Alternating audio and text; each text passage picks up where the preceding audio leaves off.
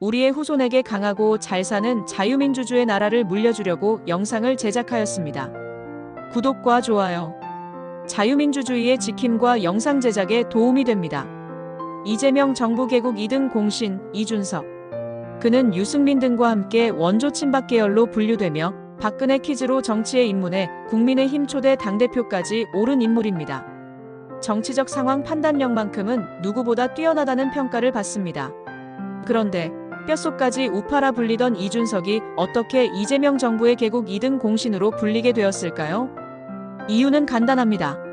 이준석은 우파가 둘 이상으로 갈라져 대선에 나서는 순간 좌파가 반드시 이긴다는 냉정한 선거 구조를 너무나 잘 알고 있었습니다. 2017년 박근혜 대통령 탄핵으로 치러진 19대 대선을 예를 보면 문재인 후보가 41.08%를 얻었고 홍준표 24.03%, 안철수 21.41%, 유승민 6.76%, 심상정 6.17%였습니다. 표를 단순 합산하면 좌파 진영은 47.25%, 우파 진영은 52.2%였습니다. 즉, 구조적으로 우파가 더 강했음에도 후보 난립으로 표가 분산되자 결과는 문재인의 당선이었습니다. 이 판을 짠 장본인은 바로 박지원이었습니다. 안철수라는 착한 카드를 이용해 우파표를 갈라버린 것이었습니다. 이 사실을 누구보다 잘 알고 있는 사람이 이준석이었습니다. 그런데도 그는 2025년 21대 대선에서 완주를 택했습니다. 왜일까요? TV토론에서 이준석이 이재명을 공격하면 할수록 역설적으로 이재명은 더 살아났습니다. 좌파의 48% 고정표는 절대 흔들리지 않습니다. 문제는 우파의 52%였습니다. 이준석이 설치면 설칠수록 우파표는 김문수에서 이준석으로 흘러갔고 결과적으로 이재명의 당선 가능성은 더 높아졌습니다. 여기서 19대 대선의 안철수와 21대 대선의 이준석을 동일선상에 놓고 보면 큰 착각입니다. 안철수는 박지원의 교묘한 공작에 속아 이용당했지만 이준석은 달랐습니다. 그는 철저히 자신의 원한과 정치적 생명 연장을 위해 대선 완주를 강행하였습니다. 그렇다면 질문은 하나로 귀결됩니다. 하버드 출신의 이준석이 정말 몰라서 완주했을까요? 절대 아닙니다. 그는 누구보다 잘 알고 있었습니다. 자신이 대통령이 될 수 없다는 사실을. 그리고 우파가 갈라지면 반드시 좌파가 승리한다는 냉혹한 현실을. 그럼에도 불구하고 그는 완주를 택하였습니다. 이것이 바로 이준석이 이재명 정부 개국 2등 공신이라는 꼬리표를 달게 하였고, 이준석이 이런 선택한 이유를 살펴봅니다.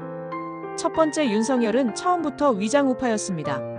우파를 구하러 온 것처럼 포장했지만 실제로는 우파를 분열시키고 무너뜨리려는 장기 계획을 품고 있었습니다. 그는 대통령이 된 순간부터 본색을 드러내었습니다.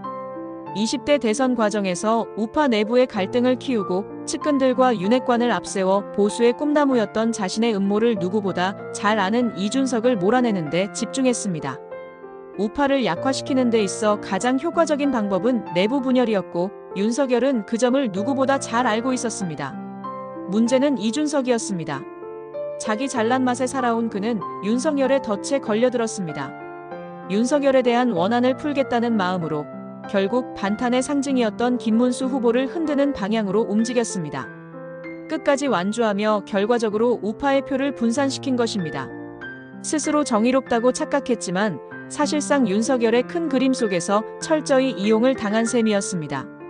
그 결과가 바로 탄핵 대선이라 불린 21대 대선이었습니다. 이재명 후보 49.42%, 김문수 후보 41.15%, 이준석 후보 8.34%. 표면적으로는 좌파가 승리했지만 수치를 들여다보면 이야기는 다릅니다. 좌파는 49.42%, 우파는 합산 49.49%였습니다.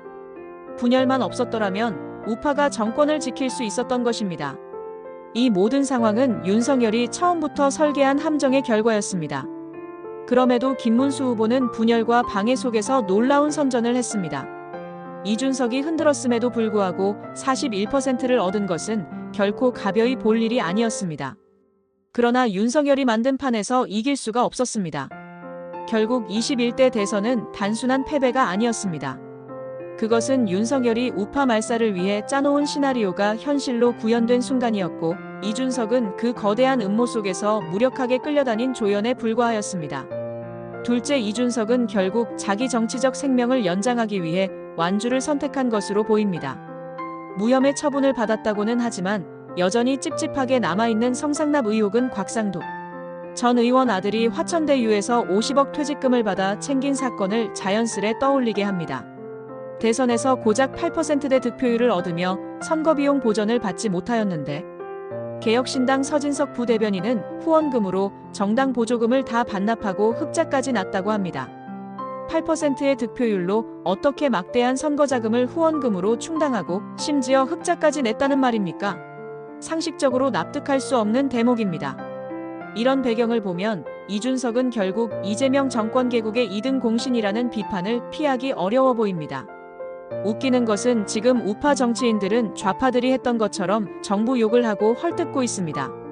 진작에 잘하여 국민들의 신임을 얻었으면 대선에서 패배하지 않았을 것입니다.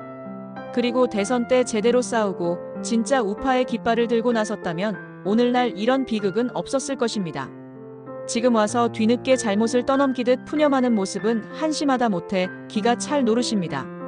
지금 필요한 것은 자기 팔을 자기 혼자 흔들며 분열을 일으키는 행태가 아니라 전에 좌파들이 했던 것처럼 반대를 위한 반대를 하지 말고 진정 국민과 국익에 도움이 되면 좌파의 정책에 적극 협조하는 성숙된 정치의식이 필요하며 좌파의 정책이 국민의 삶에 도움이 되지 않거나 자유민주 국가의 존립이 위험하다고 생각되면 후세를 위하여 죽을 각오로 똘똘 뭉쳐 싸우는 결기가 필요합니다. 이것만이 국민에게서 떨어진 신뢰를 회복하는 길입니다. 우파의 미래를 지킬 책임은 건전한 우파 정치인, 건전한 우파 여러분의 몫입니다. 이상 성숙된 국민의식으로 난국을 이겨나가길 바랍니다.